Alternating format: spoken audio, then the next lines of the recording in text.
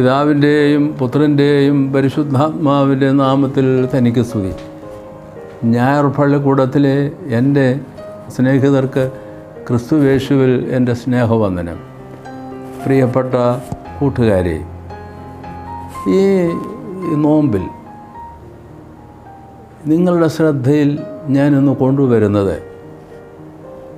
പഴയ നിയമത്തിൽ നിന്നുള്ള ഒരു സുപ്രധാനമായ ഒരു വേദഭാഗമാണ്.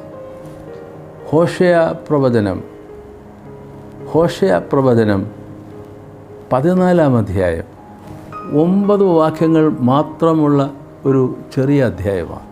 ഹോശേയ പ്രവചനത്തിലെ ഏറ്റവും ഒടുവിലത്തെ അധ്യായമാണ് 14-ാം അധ്യായം. 9 വാക്യങ്ങൾ മാത്രമുണ്ട്. ഈ നോമ്പ് കാലത്ത് ഈ 9 വാക്യങ്ങളും ആവർത്തിച്ച് വായിക്കുന്നത് നല്ലതാണ്. എന്തെല്ലാമാണ് ഈ അധ്യായത്തിൽ ഹോശേയ പ്രവാചകൻ കുറിച്ചു വയ്ക്കുന്നത്?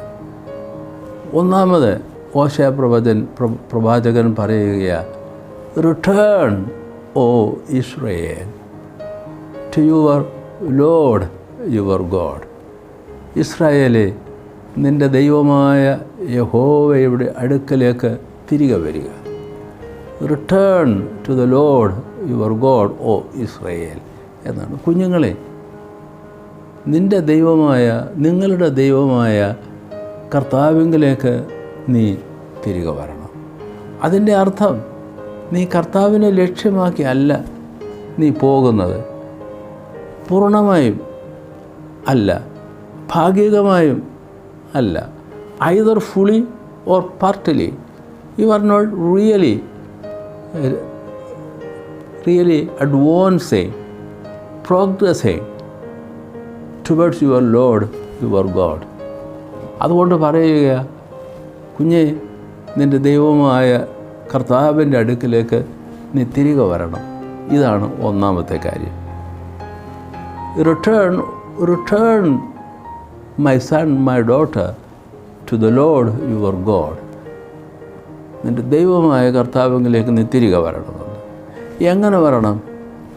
അനുതാപവാക്യങ്ങളോടുകൂടെ വരണം. ഒന്നാമത്തെ കാര്യം, അനുതാപവാക്യങ്ങളോടുകൂടെ. കർത്താവേ, സകല അകൃത്യങ്ങളെയും ക്ഷമിക്കണം, കൃപയോടെ എന്നെ സ്വീകരിക്കണം. അതാണ് സകല അകൃത്യങ്ങളെയും ക്ഷമിക്കണം. അത് അനുതാപവാക്യം. സകല അകൃത്യങ്ങളെയും ക്ഷമിക്കണം, കൃപയോടെ എന്നെ സ്വീകരിക്കണം. അങ്ങനെ നീ അനുതാപവാക്യങ്ങളോടുകൂടി അനുതപിച്ചുകൊണ്ട് ദൈവത്തിങ്കിലേക്ക് തിരികെ വരുന്നതിന് ശ്രമിക്കുമ്പോൾ നിൻ്റെ ജീവിതത്തിൽ ധാരാളം അനുഗ്രഹങ്ങൾ ദൈവം തരും. എന്താ അനുഗ്രഹങ്ങൾ? നിൻ്റെ പിന്മാറ്റം കർത്താവ് മാറ്റും. Your backwardness God will set it right. നിൻ്റെ ഈ പിന്മാറ്റം, ദൈവത്തിൽ നിന്നുള്ള പുറംതിരിഞ്ഞുള്ള ഈ ഗമനം തമ്പുരാൻ പൂർണ്ണമായും മാറ്റി നിന്നെ ദൈവത്തിങ്കിലേക്ക് മുൻപോട്ട് പോകുവാൻ അവൻ തീർച്ചയായിട്ടും കരം പിടിച്ച് നടത്തും. രണ്ടാമത്, your Lord your God will heal you. അവൻ നിന്നെ സൗഖ്യമാക്കും. ഇവിടെ സൗഖ്യമെന്ന് പറയുന്നത് ശാരീരിക രോഗത്തെ സംബന്ധിച്ച് മാത്രമല്ല, the whole personality, your mind, your soul, your body, and also the whole of your life. God will heal you എന്നാണ്. അവൻ നിന്നെ പൂർണ്ണമായും നിന്നെ സൗഖ്യമാക്കും. നിൻ്റെ പിന്മാറ്റത്തെ മാറ്റും, നിന്നെ സൗഖ്യമാക്കും. He will love you generously. ഔദാര്യമായി നിന്നെ സ്നേഹിക്കും.